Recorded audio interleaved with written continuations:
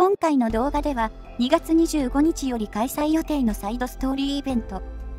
期間密林の長と同時に実装されるオペレーター、すべて倒せばよいのだな。ユーネクテスの紹介及び解説を行っていきます。試験にはすべて合格したから、もうここに残ってもよいのだろう。ランセット2のような会話のできるロボットの作り方を学ばせてもらいたいのだ。何？コードネーム？私の名前はズーママだ。これをコードネームにしてはダメか？ユーネクテスはサイドストーリー、期間密林の長でドクターたちが訪れるサルゴンの奥地出身のピューティア人で、部族ユーネクテスの族長を務める人物です。ユーネクテスは密林の奥地に住まう部族でありながら、機械を用いるという他の部族たちにはない特徴があります。この機械を扱うという傾向は紛れもなく、ユーネクテスの意向が反映されたものであり、ユーネクテス自身も機械には目がありません。普段は今回登場する部族関連の人物の中ではかなりまともな部類ではあるのですが、機械のこととなるととにかく周囲のことが見えなくなり、周囲から見ても明らかに異様なほどの執着を見せます。さながら新しいおもちゃを見つけた子供のようにはしゃぎ回るので、大体のことは受け流すガビルすらも引いてしまう場面があるようです。この異様な執着についてはサイドストーリーにて理由が語られるので、詳細はそちらをご覧ください。ロドス加入後も機械への強い興味は収まっておらず、というよりもほぼランセット2を目的としてロドスに加入しています。ユーネクテスはランセット2が意思疎通できるロボットということに非常に興味を抱いており、ランセット2の生みの親であるクロージャのことを師匠と呼んでいることは当然として、ランセット2のこともランセット2姉様と呼び敬愛しています。なぜユーネクテスの方が妹なのかはわかりませんが、その執着は凄まじく、ランセット2と同室になれるように申請をしたり、果てはランセット2と一緒にバーベキューをしようとしたほど、そして同行者を必要とする場面でドクターがついてこれない場合は時点でランセット2を要望するなど、1秒でも多くランセット2と一緒にいたいという気持ちがひしひしと感じられます。周囲はそんな姿を不思議なものを見ているというような目で見てはいますが、ロドスは変人たちの集まりということをロドス自体が認識しているため、ある意味でこれもロドスの日常風景なのかもしれません。なお、ロドスにはランセット2以外にも喋ることができる作業者はいますが、ユーネクテスが強い興味を抱いているのはあくまでもランセット2だけのようです。このように機械のこととなると目が見えなくなるということから、部族の集落から出てくるということはほとんどなく、たまに集落から出てくると驚かれているほどで、今回の首長戦で姿を現したのも久しぶりにはなっていた様子。そのため、どちらかというと引きこもりタイプではあるのですが、幼い頃に部族すべてをまとめて倒したガビルとも同等の身体能力を持ち合わせており、今回の首長戦では首長候補の筆頭となっています。また、密林の中では明らかに不釣り合いな巨大な重機、ビッグアグリーも所持しているため、部族間の中では間違いなく最も高い戦力を持ち合わせていると言えるでしょう。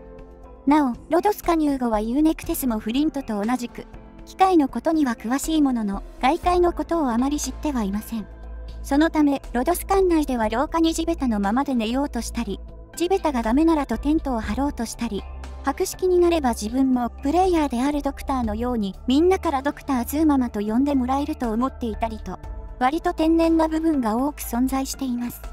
ただ、ユーネクテスは探求心の塊とも言えるような人物となっているので、加入して間もないにもかかわらず、ガビルの方がまともじゃないと言われるほどには馴染んできてはいるようです。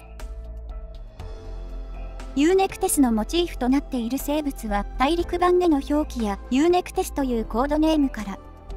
オオアナコンダかと思われます。オオアナコンダの学名はユーネクティスムライナスとなっており、一般的にアナコンダと言われる動物はこのオオアナコンダのことを指しています。オオアナコンダは最大で9メートルにも達することがある非常に巨大なヘビで、性格は獰猛、牛や豚を食い殺すことがあり、状況次第では人すらも絞め殺すことがあるため、人食いヘビとしても知られています。なお、日本国内では許可さえ得られれば個人でも飼育することは可能ですが、堀や暖房器具などの必要となる機材がかなり大きなものとなることや、関わり方次第では最悪命に関わるため、個人飼育をしている方はあまりいないようです。そして、ユーネクテスが初となる種族、ピューティアについてですが、こちらはギリシア神話に登場する神、アポロンの女神官である、ピューティアがモチーフになっているものかと思われます。アポロンの母であるレートーは、ピュートーンと呼ばれる蛇の怪物に、アポロンが生まれる以前にピュートーンが受けた、レートーの子によって自分は死ぬという予言から、常に追い回されていました。その後、ゼウスやポセイドンの力によってレートーは無事アポロンを出産することができ、アポロンはピュートーンに復讐することを決意、見事ピュートーンを討伐します。その後、アポロンはピュートーンの遺骸を丁重に葬り、ピュートーンを弔うために競技大会を開催。そして、新たに開いた自分の神託者の巫女に、ピューティアと名乗ることを命じました。このことからユーネクテスの種族名であるピューティアは、蛇との関連性が深い名前となっており、ユーネクテスのモチーフが大アナコンダである可能性を高めるものとなっています。大祭司のジーヤから聞かされていた。この大地はとても広大なものだと。その語り口に悲しみをにじませていた理由はわからなかったが、ロドスに来て少し理解できた。広大であることは必ずしも良いことではないのだな。ユーネクテスはこれまで実装されてきたいずれの重装とは全く異なる性能を持った重装オペレーターで、ブロック数は重装なのにもかかわらず1しかありません。また、配置コストは重装としては実装時点ではバルカンの次に重いものとなっています。そして、特性として敵をブロックしている間しか SP が回復しません。ユーネクテスのスキルの SP 回復方法は自動回復のみとなっているので、ブロックしている間のみ SP が自動回復するという形となっています。また、リスカムやワルファリンからの SP ブーストの効果を受けることもできません。そのため、他のオペレーターと比べてもトップクラスに SP が溜まりづらい仕様となっています。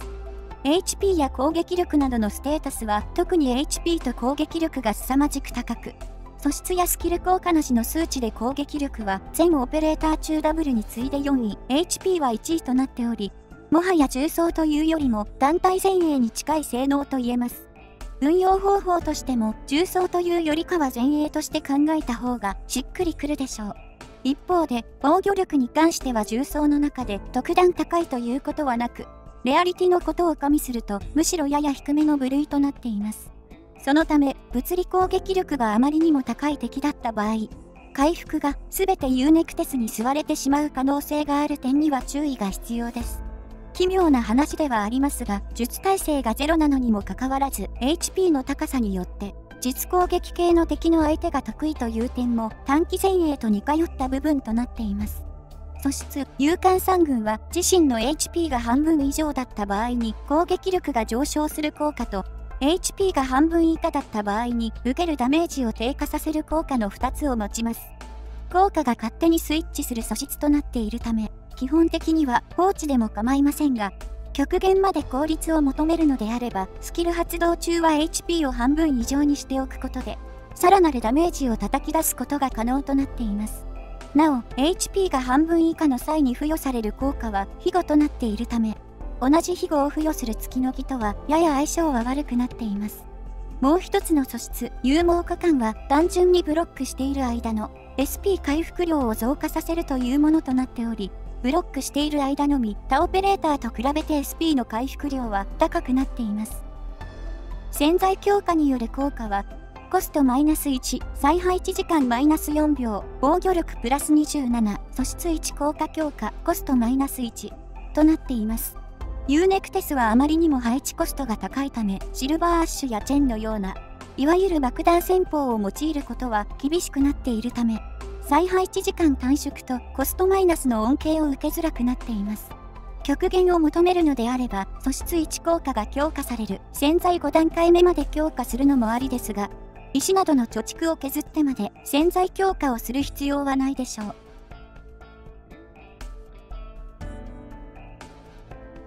スキル1、ライトアックスは、自身の攻撃力と防御力を永続的に上昇させるパッシブスキル。パッシブスキルとなっているので、配置した瞬間から効果は発動します。最大まで強化すると攻撃力と防御力がプラス 25% され、上昇量自体はあまり大きなものにはなっていませんが、ユーネクテスのステータスは非常に高いものとなっているため、特に攻撃力の上昇量はかなりのものとなっています。また、ユーネクテスの大きな弱点の一つである、敵をブロックしなければ SP がたまらないという特性も、そもそもこのスキルには SP が必要ないため、配置した後は医療からのサポートさえあれば、ほぼ放置しておくことができます。このスキルによるステータスの上昇量を似たスキルとなる星熊のスキル2と比較した表は上記の通りで、星熊は防御力が非常に高いオペレーターのため、スキルをいくら強化しても追いつくことはありませんが、攻撃力は最大まで強化をすることで、ユーネクテスの攻撃力は1300を突破。星熊にはおよそ 2.7 倍の差をつけることとなります。そのため、どちらかというとユーネクテスの耐久力を上昇させるスキルというよりかは、もともと非常に高い攻撃力をさらに強化するスキルと言えるでしょう。この点から見てもやはり、ユーネクテスは重装オペレーターというよりかは、前衛オペレーターに近いキャラクターとしか言いようがありません。このようにスキル1は非常に単純かつ明快で、ユーネクテスの素質のデメリットを無視してくれるスキルではありますが、スキルレベル7までで強化される数値はともかくとして、特化1から3までで強化される数値はお世辞にも高いものではなく、上昇する数値で表すと、スキルレベル7から見て攻撃力は特化1で21、特化2で43、特化3で75。防御力は特化1で14、特化2で28、特化3で48となっており、特化に必要とする素材を考えると、リターンは大きいものではありません。そのため、このスキルのスキルレベルは7のままにしておくことが推奨され、このスキルの特化に素材を割くくらいなのであれば、他のスキルの特化にその素材を割いた方がいいでしょう。スキル2、心身滑裂は攻撃間隔がわずかに増加する代わりに、ユーネクテスの攻撃力が大きく増加、さらにブロックしている敵すべてをスタンさせるスキル。攻撃速度はプラス 0.4 秒されるため、攻撃間隔は2秒に1回とやや大振りなものにはなってしまいますが、ユーネクテスとこのスキルを最大まで強化することで、攻撃力は3000を突破するという凄まじいものとなっています。また、敵にスタンを付与するタイミングは敵がユーネクテスにブロックされた瞬間となっているため、スキルを発動している間、近接系の敵はスタン耐性を持ち合わせていない限りは、ユーネクテスに一切攻撃を加えることはできず、一方的に攻撃をすることが可能となっています。そして、ブロックしている敵すべてをスタンさせるという表記からもわかる通り、仮にユーネクテスのブロック数が2や3になった場合は、ブロックしている敵すべてがスタンすることとなります。そのため、周囲の味方のブロック数を増加させる2円のスキル3ともかなり相性が良いスキルと言えるでしょう。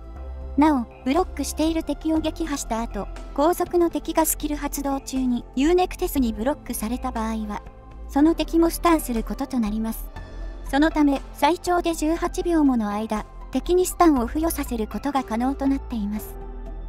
このスキルの火力と他のスキルの火力を比較した表が上記の通りとなっており、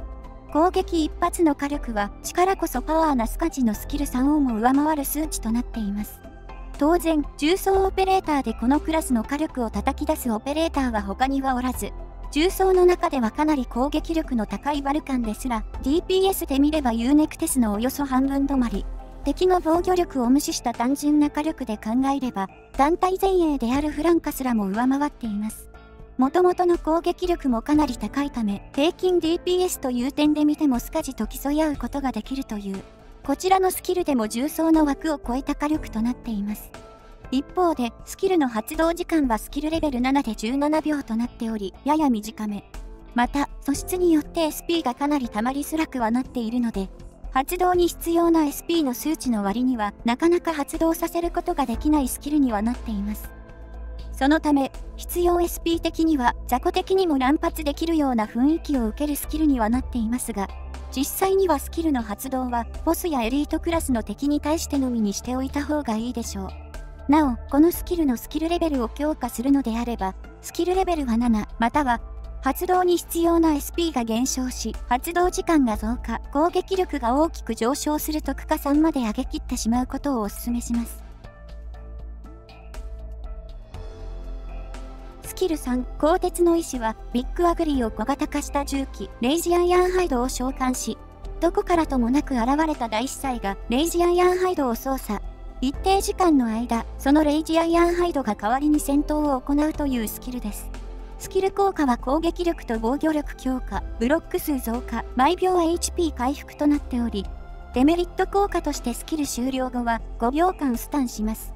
見た目は完全にユーネクテスが召喚物を召喚し、ユーネクテスは一時撤退したようなものとなっていますが、レイジアイアンハイドとユーネクテスの HP は共通のものとなっているので、レイジアイアンハイドが倒されてしまった場合は、ユーネクテスも撤退することとなります。スキルの性能としては、星6オペレーターのスキル3にふさわしい決戦スキルとなっており、ただでさえ高い攻撃力はさらに凄まじいものとなり、防御力も多くのオペレーターの追随を許さないものに、そして毎秒 HP が回復することによって耐久力も獲得、ブロック数増加によって重装らしい立ち回りも可能となっています。スキル発動中のユーネクテスの防御力などと、他のオペレーターの防御力などを比較した表が上記の通りで、ユーネクテスの防御力はスキル発動中の星グマとバルカンの防御力を優に超え、物理防御が非常に高いクオーラには劣るものの、それでも1500を超えています。特化3まで強化することで防御力はさらに上昇、1781まで上昇するため、並大抵の物理攻撃の敵ではユーネクテスに傷をつけることすら不可能となります。さらに、たとえ傷をつけることができても、HP が毎秒回復するため、よほどの敵でない限りはユーネクテスを撃破することは不可能でしょう。ここにさらにシャイニングを追加すれば、まさに物理攻撃は一切受け付けない難攻不落の要塞になります。続いて、スキル3の火力を他のオペレーターのスキルと比較した表が上記のものとなっており、ここでもユーネクテスの凄まじい火力を確認することが可能となっています。攻撃一発ごとのダメージを表すスキル火力は火力お化けのスキル2のスカジを超え、一発ごとのダメージは3000を突破、総ダメージは67000弱となり、DPS も2000を超えています。この数値は日本版で現在実装されているボスエネミーのほとんどを短期で倒すことができるものとなっており、ビッグアダムやビッグボブ、フロストノバなどは当然として、マドロックもシールドさえ剥がれていれば理論上は倒しきることが可能です。雑魚敵相手だともはやオーバーキル以外の何者でもなく、ほとんどの雑魚はほぼ一撃で沈むこととなり、防御力が1500ある遊撃隊盾兵隊長ですら余裕を持って倒しきることができます。立ちはだかるあらゆるものを文字通り蹂躙する姿はレイジアイアンハイドの名にふさわしいものと言えるでしょう。このスキルのスキルレベルを強化するのであれば、特化に必要な素材と上昇率を鑑みるに特化レベルは1から3のどれでも構いませんが、特化2から3ではさらにプラス 20% の攻撃力と防御力の上昇と毎秒 HP 回復の増加が見込めるため、特化3まで上げ切ってしまうことをお勧めします。ユーネクテスの基地スキルは製造所のものと制御中枢のものの2つが存在しており、製造所スキルは製造所に配置した際にユーネクテスと同じ製造所に配置されたオペレーターの製造効率を0にし、その後自身の製造効率を発電所1つにつき、初期ではプラス 5%、昇進2でプラス 10% するというものになっています。発電所はそもそも3つしか建造することができないため、最大まで効率を求めても 30% しかなく、さらに他のオペレーターの製造効率を0にしてしまうため、こちらのスキルを用いることはほぼないでしょう。2つ目の制御中枢スキルは、ユーネクテス自身が制御中枢に配置され、なおかつ、ランセット2が発電所に配置されていた場合に、発電所の数をプラスにあるものとみなすスキル。つまり、発電所の数が3個なのであれば、このスキルの効果が発動した場合、基地内にある発電所の数は5個あるものとみなされます。ただ、あくまでも5個あるものとみなすというだけなので、発電所としての効果である。ドローンの回復効果などはありません。この恩恵を得ることができるオペレーターがウィーディーとなっており、ウィーディーは発電所の数×最大 15% の製造効率を生み出すことができるため、最大で 75% の製造効率となります。ただしウィーディにも同じ製造所に配置されたオペレーターの製造効率をゼロにしてしまうデメリットがあるので、製造所に配置できるオペレーターが揃っており、なおかつ発電所の数が2つとかでもない限りは、こちらのスキルもほぼ使うことはないでしょう。ですので、UNECTESを基地スキル目的で昇進させる必要はほぼないかと思われます。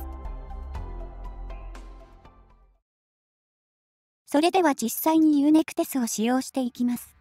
今回使用するステージは7の18。UNECTESのステータスは昇進2のレベル60、スキル3の特化3となります。今回は UNECTESにほぼ短期でパトリオットを倒してもらいます。この辺、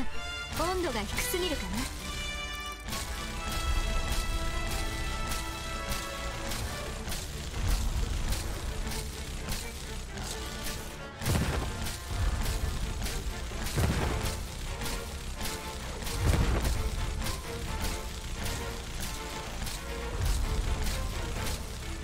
ここを守るのか？たやすい。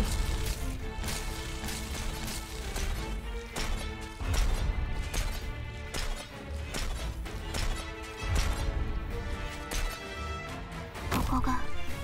戦場。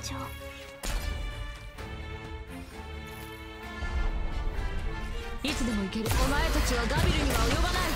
スキル発動中はこのように地雷で弱体化しているパトリオットであれば、目に見えて体力を削ることが可能となっています。最大まで強化をしているのであれば、この時点でパトリオットを倒しきることも可能でしょう。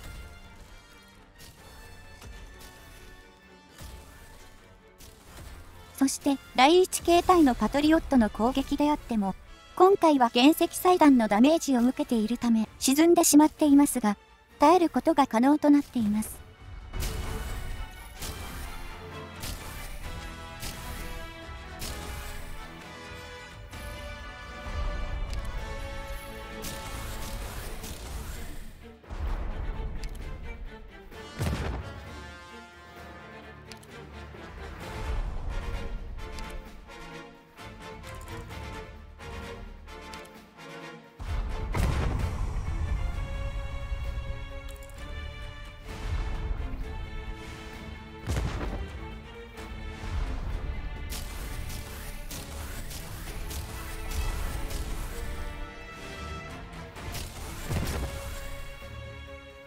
私に合わせる者がいれば効率が上がる。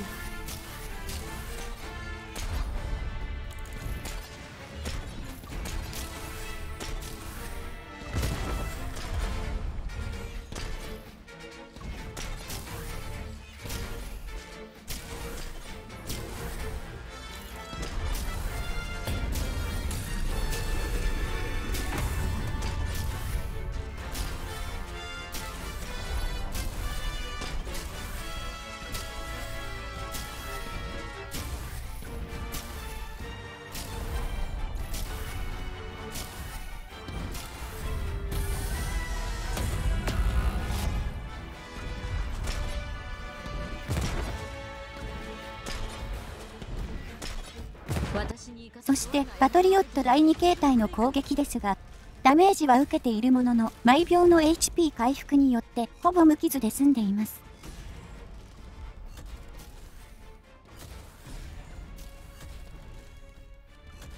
この辺りから地雷による弱体化効果は消滅してしまっているのですが、それでもお構いなしにパトリオットの HP をどんどん削っていきます。雑魚敵であればこのようにまさに触れただけで倒しており、防御力が比較的高いパトリオットの部隊ですら相手になりません。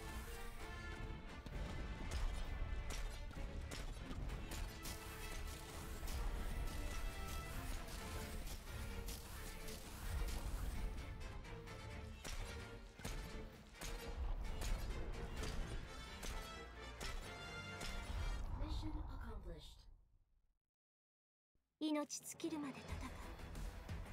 それが私たちの宿命でしょ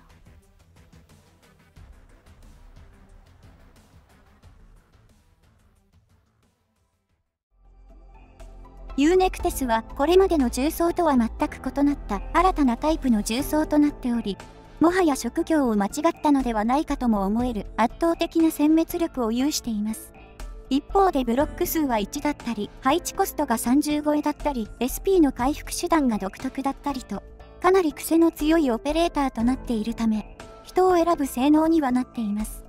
ただ、凄まじい攻撃力と防御力を持ち合わせていることに変わりはなく、まさしく決戦オペレーターと言えるようなキャラクターと言えるでしょう。言ってしまえばロマン砲なわけではありますが、このロマン砲が好きという人はきっと多いはず。万人受けする性能ではないため、おすすめの度合いとしてはエイヤフィアトラやシルバーアッシュ、ソーンズなどよりかは下がってしまいますが、ユーネクテスのめちゃくちゃな火力で戦場をひたすらかき乱したいという方は、狙ってみるのもいいかもしれません。以上でユーネクテスの紹介及び解説を終わります。この動画が良ければ動画制作の励みになるので、チャンネル登録やグッドボタンを押していただけると幸いです。ご視聴ありがとうございました。